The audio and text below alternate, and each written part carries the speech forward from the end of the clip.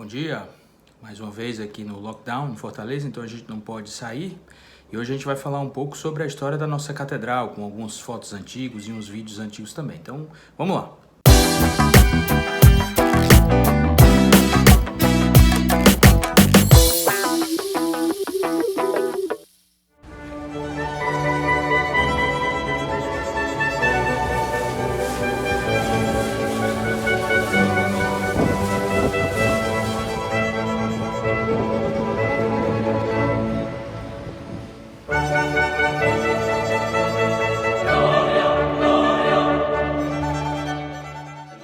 A Catedral Metropolitana de Fortaleza é um templo católico e um monumento histórico sede da Arquidiocese aqui de Fortaleza. Ela foi construída no local da antiga Igreja da Sé e a obra demorou incríveis 39 anos, isso mesmo, 39 anos para ser concluída, tendo sido iniciada em 1939 e inaugurada somente em 1978.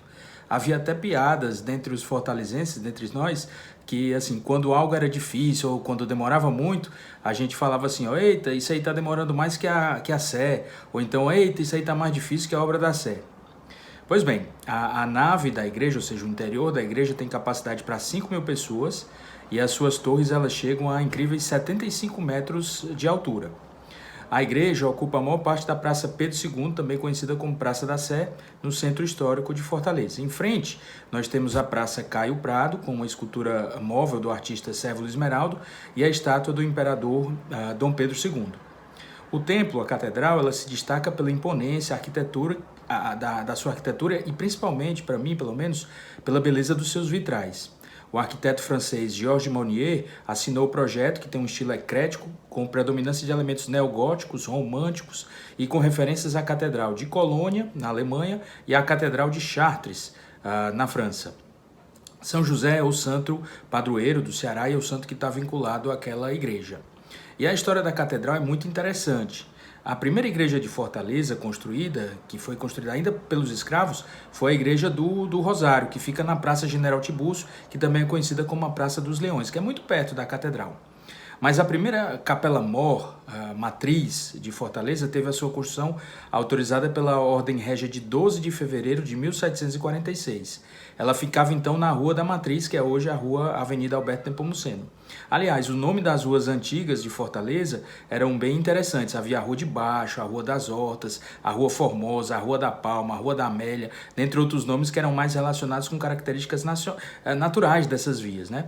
Mas em 12 de janeiro de 1795, 49 anos depois do início da construção, o padre Antônio José Álvares de Carvalho, então o vigário-geral, contratou o engenheiro José Gonçalves Ramos para terminar a obra. Em 1821, a matriz de São José estava em ruínas, precisando ser reconstruída. E a vila de Fortaleza tinha crescido para o lado da Igreja do Rosário.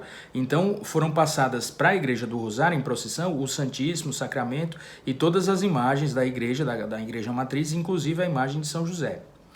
Em 1847, se iniciou a reconstrução da matriz e a construção do cruzeiro, o Cruzeiro de Frei Serafim de Catânia. Nesse cruzeiro havia 8 colunas coríntias que separavam os painéis desse símbolo cristão. E se viam 8 imagens feitas em argamassa e pintadas, conforme as fotografias que a gente tem aí do início do século XX e vistas que eu vou mostrar aqui em ângulos diferentes. As imagens eram de Santa Maria Madalena, São João Evangelista, Santa Maria Cleófas, Nossa Senhora, a Fé, Caridade e a Esperança. A Igreja do Rosário ela funcionou como matriz até 2 de abril de 1854, quando as imagens voltaram à matriz reconstruída. Já no dia 26 de setembro de 1861, foi nomeado o primeiro bispo do Ceará, Dom Luiz Antônio dos Santos, e automaticamente a matriz passou a ser a catedral. Ceará antes era uma arquidiocese ligada ao Recife.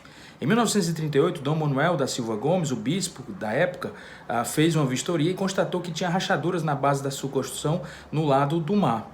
Então a igreja foi novamente condenada e foi demolida, inclusive, no mesmo ano.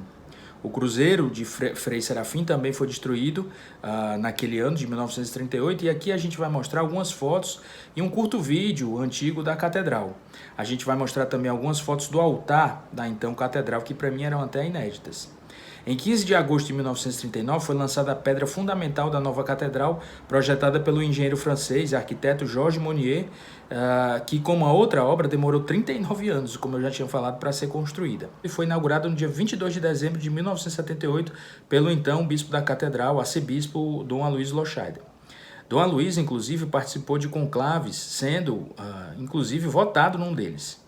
Essa história, que não sabemos se realmente aconteceu ou não, porque a gente não sabe o que acontece no conclave, foi cena de um dos filmes do Poderoso Chefão. Siri, Lamberto, Loscheider, totale. Loscheider, voti 1. Siri, voti 11. Lamberto, voti 99. Oh, no. Acceptas ne electionem de te canonice factam in summum pontifice? Mio Dio, illumina tu la decisione che hanno preso per me. Accetto. Quo nomine vis vocari? Johannes Paulus Primus.